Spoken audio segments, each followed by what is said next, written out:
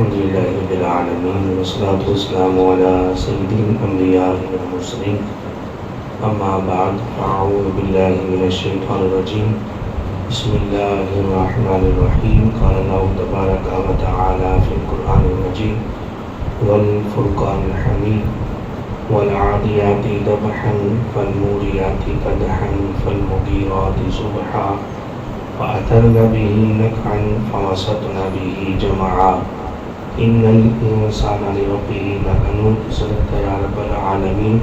إن الله وملائكته يصلون على النبي يا أيها الذين آمنوا صلوا عليه وسلموا تسليما.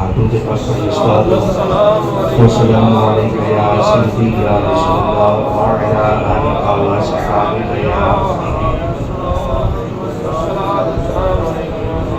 يا صاحب الجمال ويا سيد البشر من وجهك المنير لقد نفذ القمر لا يمكن الثناء كما كان حقه بعد خدا بزرگتوی قصہ مختصر.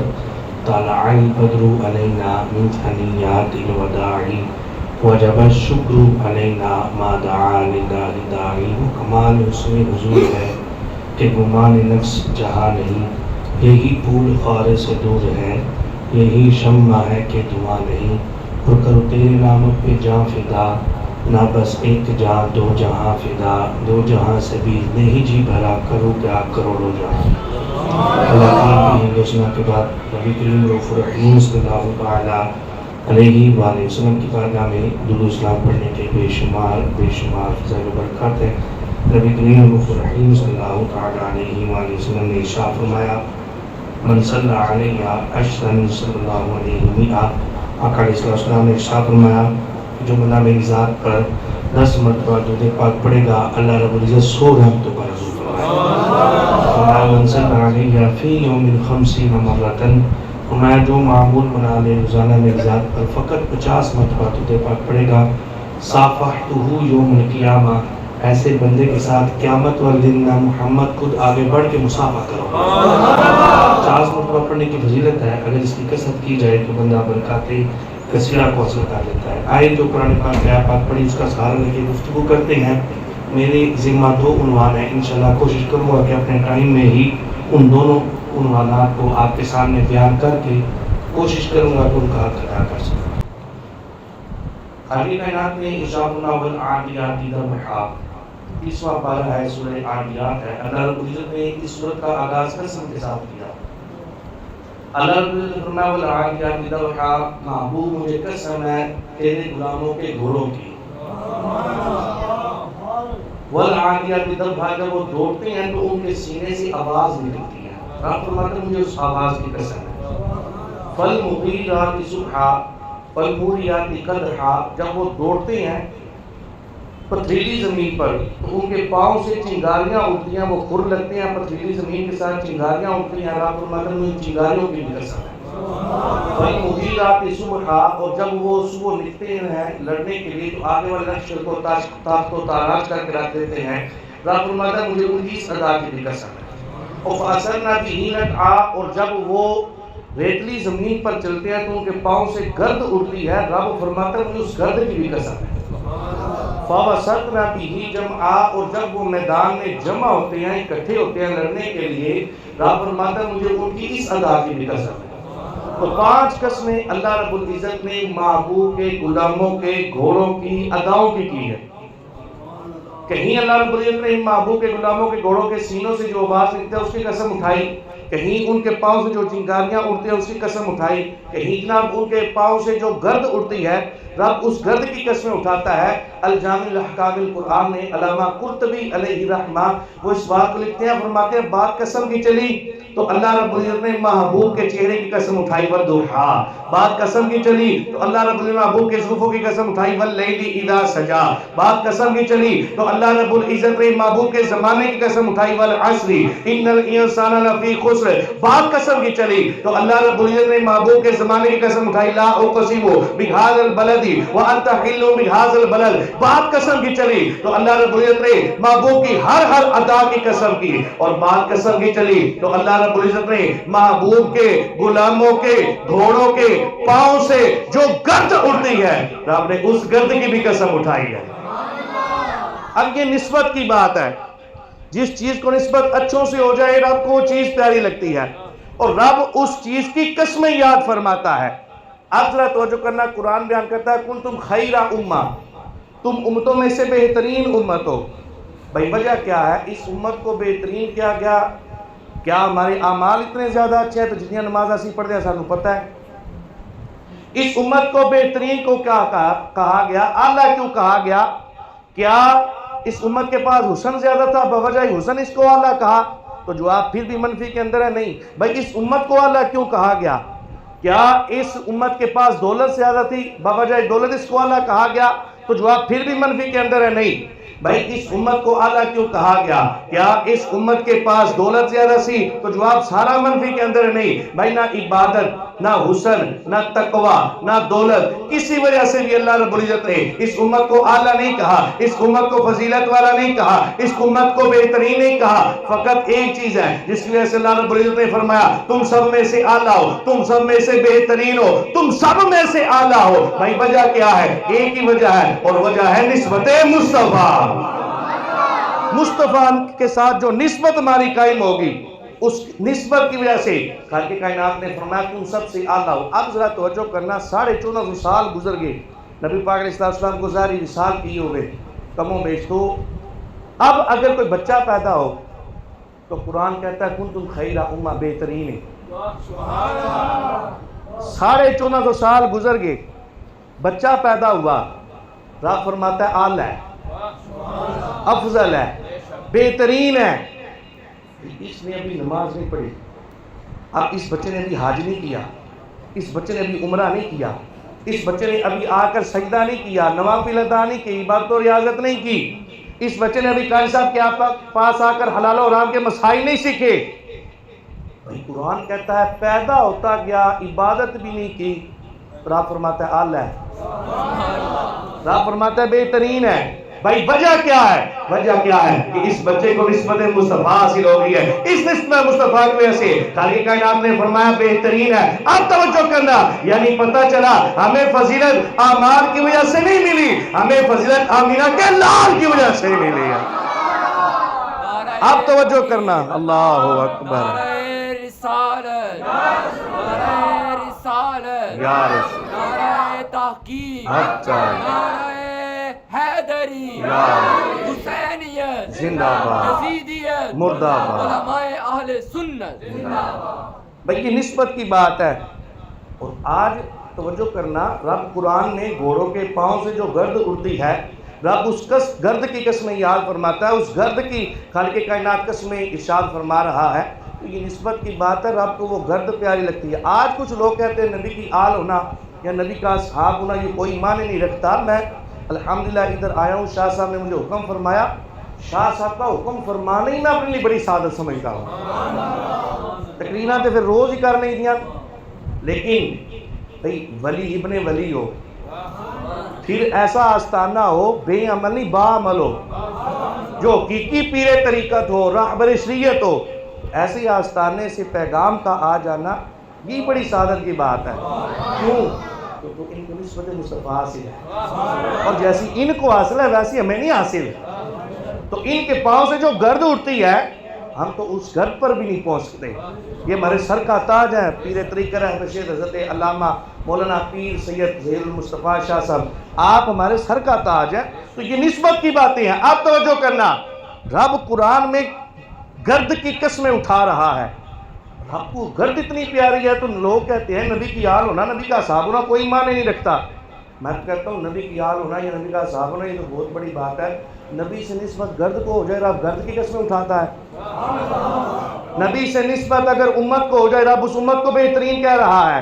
نبی سے نسبت ایک کتاب کو ہو جائے قرآن سب سے افضل کتاب بن جاتی ہے۔ نبی کو نسبت اگر کسی شہر سے ہو جائے، شہر کو نسبت نبی سے ہو جائے، رب فرماتا ہے لا اقسم بہذا البلد وانت حل بہذا البلد، رب اس شہر کی قسمیں اٹھاتا ہے۔ اب ذرا توجہ کرنا، جس شہر کو نسبت مصطفیٰ سے ہوئی خالق کائنات فرماتا ہے اس شہر جیسا شہر کوئی نہیں ہے۔ توجہ کرنا، جس کتاب کو نسبت مصطفیٰ سے ہوئی رب فرماتا ہے اس قرآن کتاب جیسی کتاب کوئی نہیں ہے جس امت کو نسبت مصطفیٰ سے ہوگی. رب فرماتا ہے اس امت جیسی کائنات میں امت کوئی نہیں ہے. تو پھر مننا پڑے گا جس آل کو نسبت مصطفیٰ سے ہوگی اس آل ورگی کائنات میں آل بھی کوئی نہیں ہے. جن اصحاب کو نسبت مصطفیٰ سے ہوگی ماننا پڑے گا ان اصحاب جیسے کائنات میں صحابی بھی کوئی نہیں ہے. جن ازواج کو نسبت مصطفیٰ سے ہوگی ان ازواج ورگی کائنات میں ازواج بھی کوئی نہیں ہے. الحمدللہ ہم سنی وہ ہے جو نبی کی آل کے بھی نوکر ہے, ازواج کے بھی نوکر ہے اور نبی کے اصحاب کے بھی نوکر ہے. الحمدللہ ہم تو یہ سعادت حاصل ہے. نبی پاک صلی اللہ علیہ وسلم نے ارشاد فرمایا زینوا مجالسکم بالصلاۃ علیہ وبذکر عمر بن الخطاب رضی اللہ تعالیٰ عنہ. اللہ سبحان اللہ. آقا علیہ السلام نے فرمایا اپنی مجلسوں کو مجھ پر درود پاک پڑھ کے راستہ کرو. اپنی مجلسوں کو, اپنی محفلوں کو مجھ پر درود پاک پڑھ کر ان کو بہترین بناؤ, حسین بناؤ, خوبصورت بناؤ. اور دوسری جو بات فرمائی, فرمایا وبذکر عمر بن الخطاب رضی اللہ تعالیٰ عنہ. فرمایا اور دوسرا عمر فاروق کے ذکر سے, میرے صحابی میرے یار عمر کے ذکر سے اپنی مجلسوں کو خوبصورت کرو, اپنی مجلسوں کو سنوارو, اپنی مجلسوں کو خوبصورت بناؤ. حضرت توجہ کرنا, ایک مجلس ایسی لگتی ہے 2 منٹ نہیں لگتے تھے صلوات درود پڑھو جی, لیکن نام عمر آ جائے متھے تے وقت آ جاتا ہے, ماتھے پہ بال آ جاتے ہیں. بعض مجلسیں ایسی ہیں جی حضرت عمر کا ذکر ہی ذکر ہے, صحابہ کا ذکر, میں نوکر صحابہ عمر کے نام کی محفلیں سجائی جاتی ہیں. تو بات درود کی آ جائے, نماز تو پہلے پڑھنا ہے یا نہیں پڑھنا, بعد پڑھنا ہے یا نہیں پڑھنا, اذان تو پہلے پڑھنا ہے یا نہیں پڑھنا.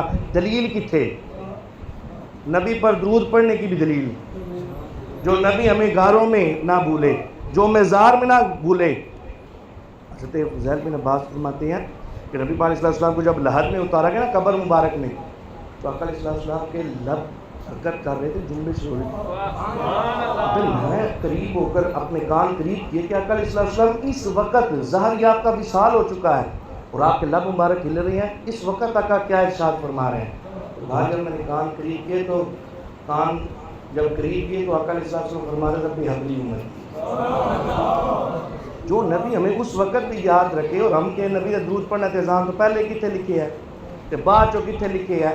تو بعض مجلس ایسی ہیں جہاں پر صلوات تو ہے, درود تو ہے, لیکن ذکر عمر فاروق نہیں ہے. اور بعض مجلس ایسی ہے جہاں پر ذکر عمر فاروق ہے لیکن درود کوئی نہیں ہے. الحمدللہ ہم سنی وہ ہے, ہم مجلسوں کو خوبصورت بناتے ہیں نبی پہ درود پڑھ کے بھی اور ذکر عمر فاروق کر کے بھی. ماننا پڑے گا ان محفلوں کو خوبصورتی کا, حسن کا مجدہ میرے مصطفیٰ نے عطا فرمایا. اور ان سنیوں کو محفلوں کو میرے مصطفیٰ نے فرمائی یہ خوبصورت محفلیں ہیں جس میں درود بھی ہوتا ہے اور ذکر عمر فاروق بھی ہوتا ہے. الحمدللہ یہ سنی ہیں جن کو سب کا ادب حاصل ہوا ہے.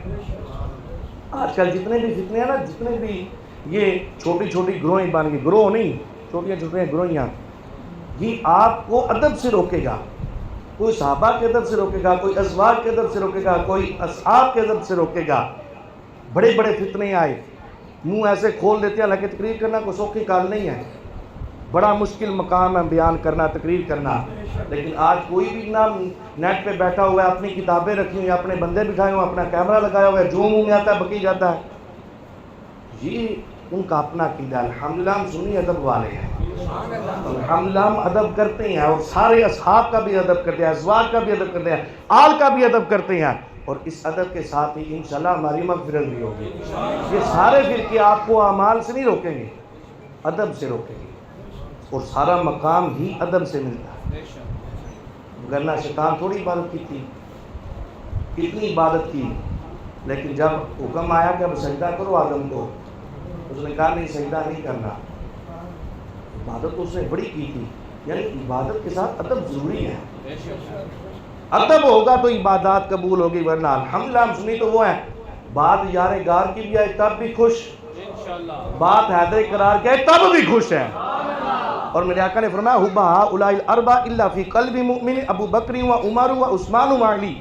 نبی پاک علیہ السلام نے ارشاد فرمایا 4 بندوں کی محبت صرف مومن کے دل میں آ سکتی ہے, یعنی صرف مومن ان سے محبت کر سکتا ہے, اور کوئی بندہ ان سے محبت نہیں کر سکتا. 4 بندوں کی محبت پہلے فرمایا ابو بکر، دوسرے عمر، فرمایا تیسرے عثمان، چوتھے علی. فرمایا یہ صرف مومن کے دل میں ان کی محبت داخل ہو سکتی ہے. کوئی ایک کا بھی بغض رکھنے والا ہو تو پتہ چلا وہ مومن کامل نہیں ہو سکتا. مومن جو ہوگا وہ ان چاروں سے محبت کرنے والا ہوگا، ان چاروں کا ادب کرنے والا ہوگا، ان چاروں میں سے کسی ایک کے ساتھ بھی بغض نہیں رکھنے والا ہوگا. الحمدللہ ہم سنی وہ ہے چاروں کا ذکر آئے، چاروں سے محبت کرتے ہیں، چاروں کا ذکر کرتے ہیں. یعنی پتہ چلا ان چاروں سے محبت کرنا شیطانوں کا کام نہیں ہے بلکہ محمد عربی کے غلاموں کا کام ہے.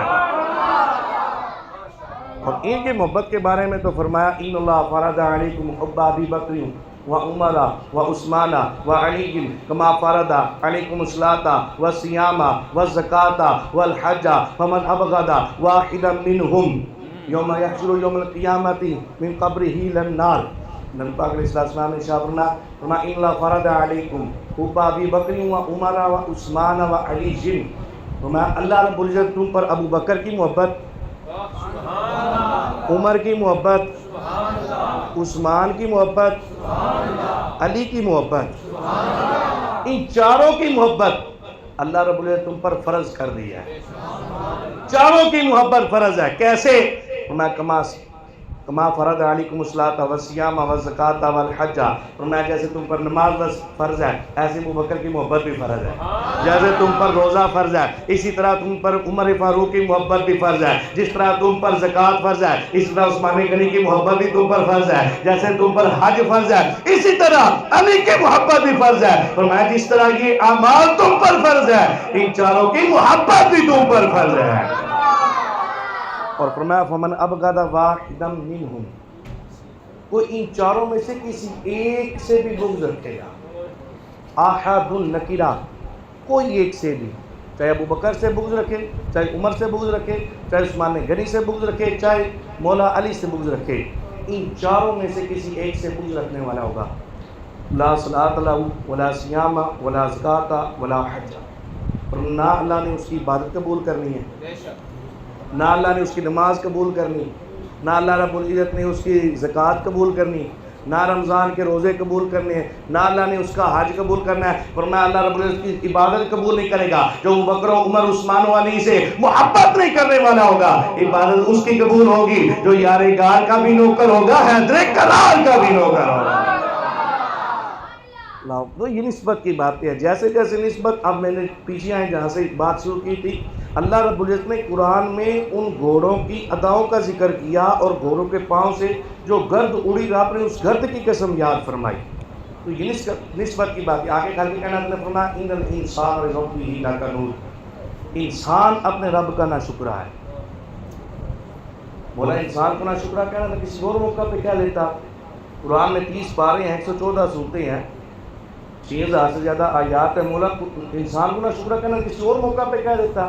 ایک طرف گھوڑوں کی اداؤں کی قسمیں اٹھائیں، گھوڑوں کا ذکر کیا اور ساتھ انسان کی مذمت کر دی. انسان اپنے رب کا نہ شکر ہے. میں یہی تو بتلانا چاہتا ہوں، یہ جواب قسم تھا، پہلے قسم تھی، اب یہ جواب قسم تھا. بلکہ آپ نے فرمایا اس کو جوڑ کر یہی بتانا چاہتا ہوں اگر ذات کے گھوڑے کی وہ نسبت اچھوں سے ہوگی تو مجھے پیارے لگیں گے. اگر ذات کے انسان ہو نسبت اچھوں سے نہ ہو، اولئک کالانعام بل ہم اضل. فرمایا اگر انسان بھی ہو نسبت اچھوں سے نہ ہو، مجھے انسان بھی اچھا نہیں لگتا. فرمایا محبت کرنے کے لیے معیار یہ ہوگا پاکوں سے محبت کرنے والا ہوگا. اللہ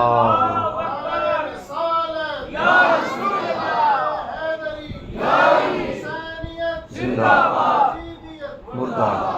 الحمدللہ. جی جی ٹھیک ہے، جزاک اللہ.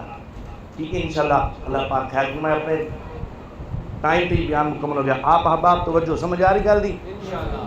تو یہ نسبت کی باتیں ہیں. اب نسبت کی ایک مثال بھی سمجھیے. یہ جو میں نے بات کی نا کہ اگر نسبت اچھوں سے ہو جائے تو آپ کو وہ چیز پیاری لگتی ہے، اور اگر نسبت اچھوں سے نہ ہو تو آپ کو وہ چیز پیاری نہیں لگتی. یہ ذات کا، یہ ابو لہب ہے جو کافر بدبخت، سرکار صلی اللہ علیہ وسلم کا سکا چچا ہے، سکا چچا. اور یہ قریش النسب تھا، ہاشمی النسل تھا، مکے کا سردار تھا، مکے کا چودھری تھا، پیسے والا تھا. اور اس کا نام کوئی اور ہے ابو لہب. لہب کہتے ہیں آپ کے شعلے کو. اس کا رنگ اتنا گورا تھا، اتنا گورا تھا جیسے شعلہ ہوتا ہے، ایسے اس کا رنگ چمکتا تھا. اس لیے اس کو ابو لہب کہتے تھے. اب ذرا توجہ کرنا، جب مصطفیٰ سے نسبت قائم نہ کر سکا، قرآن پہ پوری صورت اس کی مذمت میں آ گئی. تبت یدا ابی لہب وتب، اس کے دونوں ہاتھ ٹوٹ جائیں، وہ کافر بدبخت. سرکار صلی اللہ علیہ وسلم کا سکا چچا، لیکن نسبت مصطفیٰ سے قائم نہ کر سکا، آج ذلت کے گڑھے میں گر گیا. آج کوئی بندہ اس کے نام پر اپنے بچوں کا نام رکھتا ہے؟ کبھی سنا ہو کسی نے ابو لہب نام رکھا ہو، ابو جہل نام رکھا ہو؟ نہیں نام رکھا، کیونکہ ذلت میں گڑھے میں گر گیا، نسبت مصطفیٰ قائم نہ کر سکا. اور ایک طرف ذات کا غلام ہے اور حبش کا رہن والا ہے، ہونٹ موٹے ہیں، رنگ کالا ہے. ابھی میں نے نام نہیں لیا، پھر بھی آپ کے ذہن میں ہستی آ گئی، کیونکہ یہ نسبت مصطفیٰ کی جو ہے فضیلت ہے، یہ نسبت مصطفیٰ کا فائدہ ہے. اور ایک طرف بھائی قریش النسب تھا، ہاشمی النسب تھا، مکے کا سردار تھا، مکے کا چودھری تھا، لیکن نسبت مصطفیٰ سے قائم نہ کر سکا تو ذلت کے گڑھے میں گر گیا. اور ایک طرف رنگ کا کالا، ذات کا غلام، حبش کا رہنے والا، ہونٹ موٹے. نسبت مصطفیٰ جب حاصل ہوگی تو کیا مقام ملتا ہے، کیا شان ملتی ہے. کعبہ نیچے اور حضرت بلال حبشی کعبے کی چھت پہ کھڑے ہو جاتے ہیں. یہ نسبت کی بات ہے. حالانکہ وہ دور تھا جب غلاموں کو بلا وجہ مارا جاتا تھا. اور رنگ کا کالا، حبش کا رہنے والا، پھر ابو بکر صدیق نے خریدا بھی کیسے، یہ علیحدہ ٹاپک ہے. اور جب حضرت صدیق اکبر رضی اللہ تعالیٰ عنہ آپ نے امیہ سے خریدا نا، ایک ہی بات اس کی بیان کرتا ہوں، اب سامنے آ گئی تو بیان کرتا جاتا ہوں. وہ کہنے لگا بعد میں، وہ جو سفید غلام لے لیا، اس کے بیوی بچے بھی لے لے، پیسے بھی لے لیے، سب کچھ لے لیا. جب صدیق اکبر حضرت بلال حبشی کو لے کے جانے لگے نا، تو امیہ کہتا ہے یار میں تو سنیا سی تو بڑا بڑا تاجر ہے، لیکن آج تو کاٹا کھا گئے ہیں. آج بلال حبشی کالا غلام لے چلے چٹا دے چلے، آج کاٹا کھادا ہے. صدیق اکبر رضی اللہ تعالیٰ عنہ آپ نے فرمایا یہ محبوب کو پسند آ گیا. جو چیز محبوب کو پسند آ جائے، کہا تو نے تو قیمت ہی نہیں مانگی. اگر بلال حبشی کی قیمت تو صدیق اکبر کی جان بھی مانگ لیتا، تو صدیق اکبر نے اپنی جان بھی دے دینی تھی. تو کہتا ہے میں کاٹے دا سودا کیتا، نہ کاٹے دا سودا نہیں کیتا، یہ غلام میرے محبوب کو پسند آ گیا. تو جو محبوب کو چیز پسند آ جائے، بندہ اپنا جان و دل فدا کر کے بھی، جان و دل قربان کر کے بھی اس کو خرید لیتا ہے، کیونکہ یہ نسبت کی باتیں ہیں. تو جب نسبت مصطفیٰ حاصل ہوگی تو آج ممبروں میں بلال حبشی کی تذکیریں ہو رہی ہیں، اور ہر جگہ بلال حبشی کی تذکیریں ہو رہی ہیں. اور آج اگر میں چھوٹے سے بچے سے بھی کھڑا ہو کر اسے کھڑا کر کے پوچھ لوں نا کہ بتا مؤذن رسول کا کیا نام تھا، تو وہ خوش ہو کر بلال حبشی کا نام لے گا. اور آج دیکھ لیں آپ کو ہر گلی میں بلال نام کا بچہ بھی مل جائے گا، کیونکہ یہ نسبت مصطفیٰ. اب انسان کی مذمت کی، فرمایا ان الانسان لربہ لکنود، انسان اپنے رب کا ناشکرا ہے. اب انسان کی لکنود کا معنی ہے انسان اپنے رب کا ناشکرا. ناشکرا کس طرح ہے؟ ناشکرا اس طرح ہے کہ جب اللہ رب العزت نعمت دیتا ہے تو اس نعمت پر اللہ کا شکر ادا نہیں کرتا. اور دوسرا اس کا معنی یہ ہے کہ جب اس سے نعمت روک لی جائے تو اس پر شکوے کا لہجہ استعمال کرتا ہے. اور تیسرا اس کا معنی ہے کہ انسان کا اپنے رب پر توکل نہیں رہا، وہ توکل سے خالی ہو گیا ہے. آج ہم کہتے ہیں کہ بھائی پیسہ ہوگا سب کچھ ہو جائے گا، کوٹھیاں ہوگی سب کچھ ہو جائے گا، اچھا مکان ہوگا. ہم نے معیار یہ بنا لیا، کامیاب کون ہے؟ جس کے پاس اچھی گاڑی آ جائے، جس کی سواری اچھی، وہ کامیاب ہو گیا. ہم کہتے ہیں بھائی کامیاب کون ہے؟ کامیاب وہ ہے کہ جناب جس کا مکان اچھا بن گیا وہ کامیاب ہے. ہم نے معیار یہ بنا لیا، کامیاب کون ہے؟ جس کے جیب میں ہر وقت پیسے ہوں وہ کامیاب ہے، جس کا سوٹ بوٹ اچھا وہ کامیاب ہے. ہم نے کامیابی اس کو معیار، اگر یہ کامیابی ہوتی نا تو سب سے بڑا کامیاب فرعون ہوتا جو پوری دنیا پہ حکومت کرنے والا تھا. اگر نمرود یہ سب سے بڑا کامیاب ہوتا، کیونکہ اس کے پاس بھی بڑا پیسہ تھا. پیسہ کامیابی نہیں ہے، اچھی سواری آ جانا کامیابی نہیں ہے. قرآن کیا کہتا ہے کامیابی کیا ہے؟ قرآن کہتا ہے قد افلح المؤمنون الذین هم فی صلاتهم خاشعون. قرآن بیان کرتا ہے تحقیق اس نے فلاح پائی. وہ کامیاب ہوا کون؟ جس نے اپنی نمازوں میں خشوع و خضوع حاصل کر لیا، جس نے اپنی نمازوں کو درست کر لیا، جس نے اپنی نمازوں کو اچھا کر لیا، وہ بندہ کامیاب ہے. اب قرآن کیا کہتا ہے؟ جس نے سجدہ کر لیا وہ کامیاب ہے. جو اپنے رب کے حضور سجدہ ریز ہو گیا، جو جھک گیا اپنے رب کے حضور، وہ کامیاب ہے. لیکن ہم نے کامیابی کا معیار ہی بدل دیا. الصلاۃ عماد الدین، جو میرے ذمہ موضوع لگایا کہ اسلام کا ستون ہے نماز. پلر آف اسلام یعنی جس پر اسلام کی عمارت کھڑی ہے وہ نماز ہے۔ آپ بتائیں جو پھر نماز نہیں پڑھ رہا وہ عمارت اس کی ایمان والی کھڑی ہوگی؟ آقا فرماتے ہیں کہ وہ پلر ہے، جو ستون ہے، یہ جو پلر لگے ہوئے ہیں اسلام کے پلر ہے نماز۔ اور آقا علیہ السلام نے ارشاد فرمایا بین الرجل و بین الکفر ترک الصلاۃ، فرمایا بندہ مومن اور کفر کے درمیان جو فرق ہے وہ ترک صلاۃ ہے، یعنی بندہ مومن جو ہے وہ نمازی ہوگا، اور جو نماز نہیں پڑھتا تو اس نے کافروں جیسا عمل کیا۔ لیکن اسے پاک الفاظ ہے بین الکفر والایمان ترک الصلاۃ، فرمایا کفر اور ایمان کے درمیان جو فرق ہے وہ نماز کا چھوڑنا ہے۔ اور ایک حدیث کے الفاظ ہے بین الرجل و بین الکفر والشرک ترک الصلاۃ، فرمایا بندہ مومن کفر اور شرک کے درمیان جو فرق ہے وہ ترک صلاۃ ہے۔ حضرت عبادہ بن صامت رضی اللہ تعالیٰ عنہ آپ ارشاد فرماتے ہیں آقا علیہ السلام نے 7 وصیتیں ارشاد فرمائی، 7 وصیتیں ارشاد فرمائی، اور ان میں سے ایک وصیت یہ تھی میرے آقا نے ارشاد فرمایا لا تترکوا الصلاۃ متعمدا، تو میں کبھی بھی جان بوجھ کے نماز کو ترک نہ کرنا، جان بوجھ کے کبھی نماز کو نہ چھوڑنا۔ فرمایا فمن ترکھا متعمدا، جس نے اس کو جان بوجھ کے چھوڑ دیا فقد خرج من الملہ، وہ ملت اسلامیہ سے نکل گیا۔ آپ بتائیں آقا علیہ السلام رحمت للعالمین کا ارشاد فرما رہے ہیں، آقا ارشاد فرماتے ہیں کہ میرا دل کرتا ہے کہ میں ادھر اپنی جگہ کسی اور کو کھڑا کروں اور نوجوانوں کا ایک گروہ لوں اور جا کے ان کو گھروں کو آگ لگا دوں کہ جو گھر میں نماز پڑھتے ہیں مسجد میں نماز پڑھنے نہیں آتے۔ اتنا جلال ہے ان لوگوں پر کہ جو گھر میں نماز پڑھتے، جو سرے سے پڑھتے نہیں ہیں ان کا کیا حال ہو۔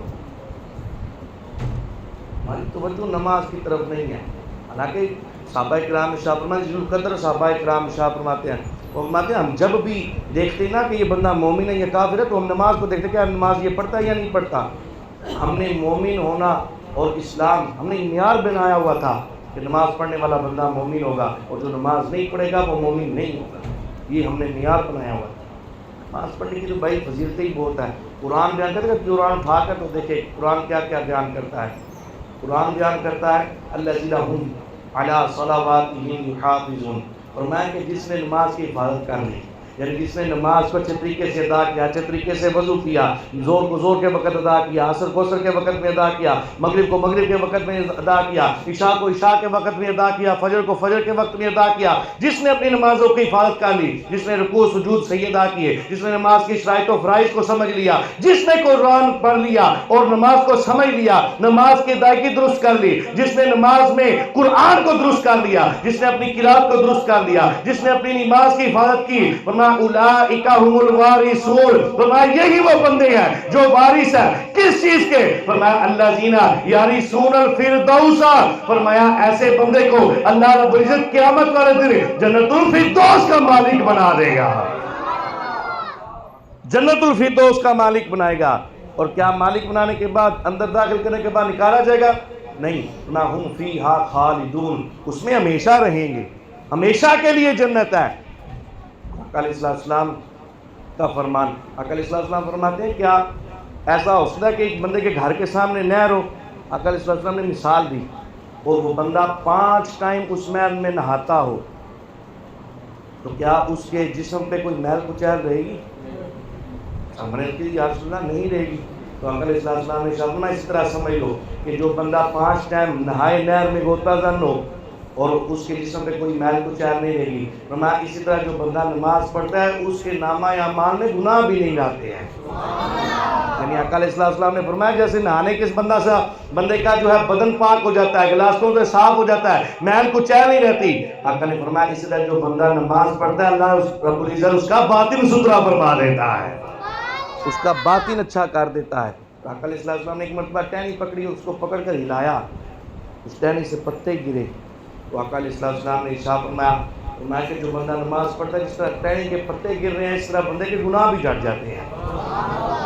اور ایک حدیث کے الفاظ ہے، عربی متن کا ٹائم کرنا، عربی متن نہیں پڑھ کے آپ کو سناتا، ایک حدیث کے الفاظ ہے، آقا علیہ السلام ارشاد فرماتے ہیں، آقا علیہ السلام نے ارشاد فرمایا کہ جو بندہ جب نماز پڑھنے آتا ہے نا تو خالق کائنات فرشتوں کو حکم فرماتا ہے فرشتوں یہ بندہ میری بارگاہ میں حاضر اور میرے سامنے آئے اور اس کے نامہ اعمال میں گناہ ہو، یہ میری رحمت کو گوارا نہیں، اس کے گناہ ایک سائڈ پہ کر دو، ایک سائڈ پہ کر دو، جب میرے پاس آئے تو اس کے نامہ اعمال میں کوئی گناہ نہ ہو۔ اب فرشتے اللہ کے حکم سے اس کے گناہ ایک سائڈ پہ کر دیتے ہیں. وہ بندہ آتا ہے چٹنی سے وضو بناتا ہے, وضو کے بعد اپنے رب کے حضور آ کے سجدہ کرتا ہے, اور جب سجدہ ریز ہوتا ہے پھر جب نماز مکمل کرنے کے بعد جانے لگتا ہے, فرشتے عرض کرتے ہیں مولا آپ اس کے گناہ سے واپس کر دیں. اور آپ فرماتے ہیں میری رحمت کو گوارا نہیں جسے ایک مرتبہ گناہ لے لیا اسے واپس کی جائے. ہاں میری رحمت کو یہ بات گوارا نہیں ہے جسے ایک مرتبہ گناہ لے لیا واپس نہیں کیے جائیں گے. اس بندے کے پچھلے جتنے بھی گناہ ہیں میں رب نے سارے گناہوں کو معاف فرما دیا. بھائی کبھی نماز پڑھے تو سی, نماز کے اندر جو لطف ہے, جو ایک چاشنی ہے, جو ایک لطافت ہے, بندہ جب سجدہ ریز ہوتا ہے تو پھر اسے پتہ چلتا ہے. اور جو 5 وقت نماز پڑھتا ہے نا اس سے پوچھیں جب نماز کا وقت جا رہا اور اس نے نماز نہ پڑھی اور دل کو چین نہیں آتا, سکون نہیں آتا, ایک لطف بھی نہیں بندے کو ملتا. لیکن افسوس کے ساتھ ہماری نمازیں فجر جو ہے بستر پہ گزر جاتی ہے, ظہر دکانوں پہ گزر جاتی ہے, عصر جو ہے حساب و کتاب میں گزر گئی, مغرب راستے میں گزر گئی, عشاء ٹی وی پہ گزر گئی. حال ہمارے نہیں ہیں. نبی پاک علیہ السلام نے ارشاد فرمایا من ترک الصلاۃ متعمدا, میں جس نے جان بوجھ کے نماز کو چھوڑ دیا فقد کفر جہارا, اس نے اعلانیہ کفر کیا. سامنے بھی کتنی نمازیں پڑھتے ہیں. نبی پاک علیہ السلام تشریف فرما تو ایک عورت آئی. اس عورت کی حالت یہ تھی اس کا رنگ بدلا ہوا تھا, چہرہ متغیر تھا, بال بکھرے ہوئے تھے, سانس پھولا ہوا تھا. دوڑتی آئی آقا علیہ السلام کا پوچھتے پوچھتے. آقا علیہ السلام سے جب پوچھا نا, تفسیر کبیر پہ امام فخر رازی علیہ رحمہ اس بات کو لکھتے ہیں, جب وہ عورت سرکار علیہ السلام کو پوچھتے پوچھتے آقا علیہ السلام کی بارگاہ میں حاضر ہوئی تو آقا علیہ السلام کی بارگاہ میں حاضر ہو کر کہ یا رسول اللہ میں 3 گناہ کر کے آئی ہوں. توجہ ہے آپ لوگوں کی؟ فضیلتاں لی تقریران سننے کرو تو این ہے تقریران سننے کا. یہ ضرورت ہے بھائی, ہم دین سے دور ہوتے جا رہے, نہ ہمیں عقائد کا پتہ ہے نہ اعمال کا پتہ ہے. تو وہ عورت جب آقا علیہ السلام کی بارگاہ میں آئی تو آقا علیہ السلام سے عرض کی یا رسول اللہ میں 3 گناہ کر کے آئی ہوں. پہلا گناہ میں شادی شدہ تھی تو میں نے زنا کر لیا, اور دوسرا میرا گناہ تھا کہ اس زنا سے بچہ پیدا ہوا, میں نے اس بچے کو بھی قتل کر دیا, اور تیسرا میرا گناہ یہ تھا کہ میں نے اس بچے کو اٹھایا اور سرکے کی بوتل میں رکھ دیا, اور اس سرکے کو میں بیچتی بھی رہی, فروخت بھی کرتی رہی. یہ 3 گناہ کر کے میں آئی ہوں. نبی پاک علیہ السلام نے جب گناہ سنے, آقا علیہ السلام نے فرمایا کہ تم نے زنا کیا شادی شدہ ہوتے ہوئے, اس کی سزا یہ کہ تمہیں رجم کیا جائے گا, یعنی پتھر مار مار کے تمہیں مار دیا جائے گا. اور دوسرا تو نے قتل کیا, اور قتل کا بدلہ بھی قتل کیا, قصاص میں تمہیں قتل کیا جائے گا.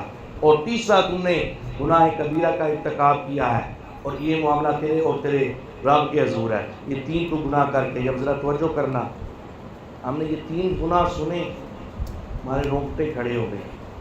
اتنے بڑے 3 گناہ, زنا کیا, پھر بچے کو قتل کیا, پھر سرکے میں ڈالا, پھر وہ حرام سرکہ بیچتی رہی. اب ذرا توجہ کرنا, اتنے بڑے بڑے گناہ آقا علیہ السلام نے جب سماعت کی نا تو آقا علیہ السلام نے تینوں کا پھر جواب بھی ارشاد فرمایا. جواب ارشاد فرمانے کے بعد آقا علیہ السلام کے جملے سماعت کرنا توجہ سے. نبی پاک علیہ السلام نے ارشاد فرمایا جب تو آئی تیرا رنگ بدلا ہوا تھا, چہرہ متغیر تھا, بال بکھرے ہوئے تھے, تیری حالت کیسی تھی؟ کہا کہ تو جتنے تیری سانس پھولی ہوئی تھی, تیرا رنگ بدلا ہوا تھا. میں کہ تو یہ 3 گناہ کر کے آئی ہیں, جیسی تیری حالت تھی میں نے سمجھا تیری نماز اثر قضا ہو گئی. یعنی اتنے بڑے بڑے 3 گناہ ہونے کے باوجود نبی پاک علیہ السلام نے اس سے بڑھ کر نماز کا قضا ہونا گناہ کر رہے ہیں. کہا کہ میں سمجھا تھا تیری نماز اثر قضا ہو گئی, جس طرح تیری حالت تھی, جس طرح تو آئی تھی. ہماری حالت کیا ہے؟ ایک نماز تو کیا, ہماری نمازوں کی حالت کوئی نہیں.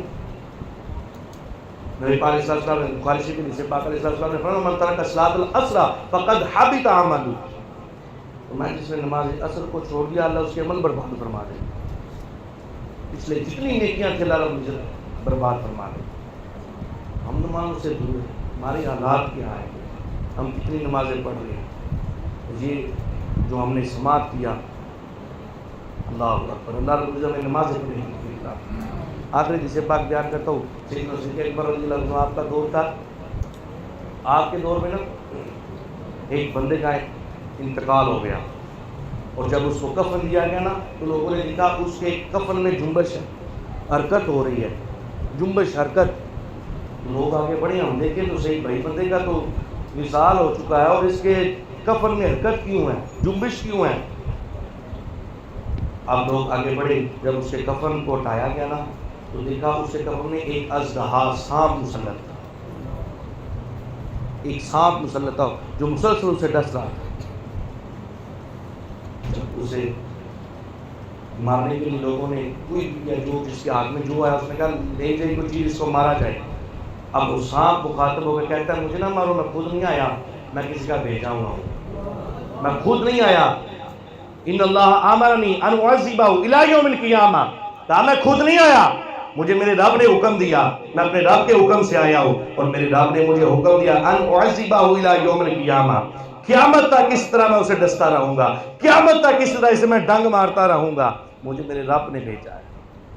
اب وہ لوگوں کے دل گلے کو آ گئے، خوف کا ایک سما بن گیا، لوگ پریشان، یہ کیا معاملہ؟ اب لوگوں نے کہا صاحب اگر تو لسانی زبان میں بول گیا اور یہ بتا دیا تجھے تیرے رب نے بھیجا اور قیامت تک اسے یہ سزا دے گا، یہ عبرت کا نشان بن گیا بندہ، اتنی بڑی سزا اسے ملی، کیا وجہ، اس کا گناہ کیا تھا، کس گناہ کی وجہ سے اسے یہ سزا ملی؟ اب وہ سانپ بول رہا ہے انسانی زبان پہ، کہتا ہے اس کے 3 گناہ تھے، خطا یا اسلاس، 3 گناہ تھے اس کے جس کی وجہ سے اسے یہ سزائیں دی گئی، 3 گناہ تھے۔ پہلا گناہ تھا، آپ اپنی گربان میں جا کے دیکھیے گا کیا ہم میں وہ گناہ تو نہیں ہے؟ اگر گناہ ہے تو توبہ کریں، اور اگر نہیں ہے تو اللہ کی شکر ادا کریں۔ اس سانپ نے کہا خطا یا اسلاس، اس بندے کے 3 گناہ ہیں۔ پہلا گناہ اذا سمع الاذان لا یجیء الجماع، یہ اذان تو سنتا تھا، حی علی الصلاۃ حی علی الفلاح کے نغمے اس کے کانوں میں آتے تھے، لا یجیء الجماع، لیکن یہ نماز پڑھنے مسجد میں حاضر نہیں ہوتا تھا۔ گربان میں جا کے کیا ہم نے گناہ ہے؟ کیا ہمارے کانوں میں اذان کی آواز آتی ہے؟ کیا ہم نماز کے لیے آتے ہیں نہیں آتے؟ پہلے اس کا گناہ یہ تھا۔ دوسرا گناہ لا یؤتی الزکاۃ من مالی، دوسرا اس کا گناہ یہ تھا کہ اپنے مال سے زکوٰۃ ادا نہیں کرتا، صاحب نصاب ہونے کے باوجود زکوٰۃ ادا نہیں کرتا تھا۔ اپنے گربان میں جا کر دیکھو کیا ہم نے وہ گناہ نہیں ہے۔ اور تیسرا اس کا جو گناہ تھا لا یسمع قول العلماء، یہ علماء کی مجلس اختیار نہیں کرتا، علماء کی باتیں نہیں سنتا تھا، علماء کے پاس بیٹھتا نہیں تھا، اسے کوئی مسئلہ درپیش ہوتا علماء سے پوچھتا نہیں تھا، یہ علماء کے پاس نہیں جاتا تھا، ان کے پاس نہیں بیٹھتا تھا۔ آج جمعہ والے دن آدھا گھنٹہ کی تقریر ہوتی ہے زیادہ سے زیادہ مساجد میں، الا ماشاء اللہ کوئی مساجد ہو جن میں گھنٹہ ہوتی ہو، تو کہنا آدھا گھنٹہ 35 منٹ 40 منٹ، افسوس کی بات ہمیں وہ بھی سننے کا ٹائم نہیں۔ علماء کے پاس بیٹھنا تو بڑی دور کی بات، ان کی باتیں سننا تو بڑی دور کی بات۔ آج تو حالات یہ لوگ تو زبانیں کھولتے ہیں علماء، اور مولویاں دین مشکل کر چڑھے، مولویاں دین بڑا اوکا کر چڑھیا۔ نہیں بھائی، دین پڑھ تو صحیح، دین کہتا ہے کوئی چوری کرے اس کے ہاتھ کاٹ دو، کیا دین میں سختی نہیں ہے؟ کیا دین یہ نہیں کہتا کہ تمہارے گھر میں کوئی دیکھ رہا ہے تو کوئی چیز لے کر اس کی آنکھ پھوڑو، تم گناہ گار بھی نہیں ہوں گے؟ کیا دین نہیں کہتا کہ کوئی اس کی آنکھ پھوڑے گا اس کی بدلے میں آنکھ پھوڑی جائے گی؟ کیا دین یہ نہیں بیان کرتا کوئی کسی کا ہاتھ کاٹے گا تو قصاص میں اس کا ہاتھ کاٹا جائے گا، تو کسی کو قتل کرے گا بدلے میں قتل کیا جائے گا؟ ان النفس بالنفس والعین بالعین والانف بالانف والاذن بالاذن والسن بالسن والجروح قصاص، یہ قرآن نہیں بیان کر رہا؟ وجہ پتہ کیا ہے؟ وجہ یہ ہے کہ ہم لوگ علماء سے بیزار نہیں ہیں، ہم دین سے بیزار ہیں۔ ہم کھل کے دین کی مخالفت کر نہیں سکتے، کھل کے دین کے بارے میں بول نہیں سکتے، اور اپنے دل میں وہ جو دین کی بیزاری ہے نا وہ ہم علماء کے خلاف بکواس کر کے نکالیں۔ یہ ناراض نہ ہوئیے، ہاتھ باندھ کے محض کر رہا ہوں، یہ باتیں میری سخت ضرور ہیں لیکن ان کی تاثیر بڑی میٹھی ہے، یہ بات ذہن میں رکھیے گا۔ وجہ کیا ہے؟ ہم دین کے خلاف تو بول نہیں سکتے اور ہم علماء کے خلاف بول کر اپنے اندر کی بس نکال لیتے ہیں۔ امام مسجد کی عزت ہم پر ضروری ہے، یہ وہ بندہ ہے جو ہماری نمازیں درست کروا رہا ہے، یہ وہ بندہ ہے جو ہماری نسلوں کو سنوار رہا ہے۔ ایسی مساجد ہوں جس میں سادات کرام ہوں، پھر با عمل بھی ہوں، با شرع بھی ہوں، پھر آل نبی اولاد علی ہوں۔ آپ لوگوں کے لیے جو بڑی سعادت کی بات ہے نا، تو علماء کی مجلس اختیار کریں، ان کے پاس بیٹھیں، ان سے مسائل سیکھیں، ان سے قرآن سیکھیں، دیکھنا پھر زندگی میں کیسی باریں آتی، کیسی برکتیں آتی۔ بندے کی دنیا بھی بہتر ہو جائے گی، آخرت بھی بہتر ہو جائے گی۔ اور قرآن پیار کرتا ہے والذین هم علی صلاتہم یحافظون اولئک فی جنات مکرمون۔ اور جو بندہ نماز پڑھتا ہے قرآن پیار آخری آیت پر اس کا ترجمہ کر کے بیان مکمل۔ قرآن بیان کرتا ہے کہ جو بندہ نماز پڑھتا ہے نماز کی حفاظت کرتا ہے، یعنی اس کی رکوع سجود درست طریقے سے ادا کرتا ہے، سب کچھ اس کا جو ہے اچھے طریقے سے ادا کرتا ہے، وضو کرتا ہے اور اس کو اپنے ٹائم پر نمازوں کو ادا کرتا ہے۔ اور میں اولئک فی جنات مکرمون، قیامت والی جنت میں اللہ اسے اس لیے عطا فرمائے گا، یعنی پورا پروٹوکول ہوگا۔ بندہ نماز پڑھے بندے کی دنیا بھی بہتر ہو جاتی ہے، آخرت بھی بہتر ہو جاتی ہے۔ تو اس مجلس میں آپ نیت فرمائیں کہ انشاءاللہ آئندہ ہماری کوئی نماز قضا نہیں ہوگی۔ شاہ صاحب یہ ارشاد فرمائے کہ انصر صاحب تھانوں نماز دا موضوع دیتا سی، لوگوں نے سماعت کیتا تے ماشاءاللہ کے سڑیاں 3 صفحہ سن اور 5 ہو گئی۔ ایسے کمنٹ اللہ کرے ملے۔ نیت فرمائیں انشاءاللہ آئندہ ہماری کوئی نماز قضا نہیں ہوگی۔ انشاءاللہ 5 وقت نماز کو اپنا معمول بنائیں گے، اپنی اولادوں کو بھی نماز کا حکم دیں گے، اپنی اولادوں کو بھی نماز کھائیں گے۔ اللہ رب العزت ہمیں اس انشاءاللہ پر استقامت عطا فرمائے۔ اور یہ نماز کے حوالے سے نماز کے فضائل اور نہ پڑھنے کی وعیدیں جو ہم نے سماعت کی، یہ کچھ باتیں اس کتاب سے جو ہے نا وہ میں نے بیان کی ہیں۔ تو یہ کتاب 100 صفحات پر مشتمل ہے، 100 صفحے ہیں اس کے، اور یہ کتاب الاربعین فی العقائد و مسائل الدین، عقائد کے والا میں بھی ہے اور مسائل کے والا سے بھی ہے، یعنی اس میں جو اس وقت کے ضروری عقائد ہے نا وہ بھی آپ کو اس میں ملیں گے، فضائل صحابہ، فضائل اہل بیت، تفسیریت صدیق اکبر، ختم نبوت، توحید، سب کچھ۔ اور اس کے علاوہ مسائل بھی آپ کو اس میں جو ہے وہ ملیں گے جو اس وقت دور حاضر میں جن مسائل کی ضرورت ہے۔ اور اس کتاب کا دیا فقط 200 روپے ہے، ٹھیک ہے۔ یہ ہمارے عثمان بھائی بیٹھے ہیں، علامہ حافظ عثمان نقشبندی صاحب، یہ آپ ان سے وصول یہ کتاب کر سکتے ہیں، ابھی محفل کے بعد میں بھی آپ ان سے وصول کر 200 روپیہ اس کا دیا ہے، الحمدللہ فقی نے لکھی ہے۔ اور انشاءاللہ اس کتاب کو پڑھنے میں آپ کو اس وقت جو فتنے ہیں نا ان فتنوں کا رد ہے اس کتاب میں، بڑے سادہ انداز میں، بالکل عام فہم اس میں بات کی گئی ہے، سادہ الفاظ میں آپ کے عقائد بھی درست کرے گی، آپ کے مسائل بھی جو ہے وہ انشاءاللہ حل کرے گی۔ دعا ہے رب العزت ہمیں اس انشاءاللہ پر استقامت عطا فرمائے، حقیقی معنوں میں دین سیکھ کر سمجھ کر عمل کرنے کی توفیق عطا فرمائے۔ قرآن پیار اگر کسی بھائی کو میری بات بری لگی ہو تو میں اللہ کی رضا کے لیے آپ سے موافقہ طلب کروں، اللہ رب العزت ہمیں توفیق عطا فرمائے۔ اللہ تعالیٰ شاہ صاحبان کا ہمارا سایہ ہمارے سر پر تندے کا مدعی فرمائے، آمین جائے نبی الامین صلی اللہ علیہ وسلم۔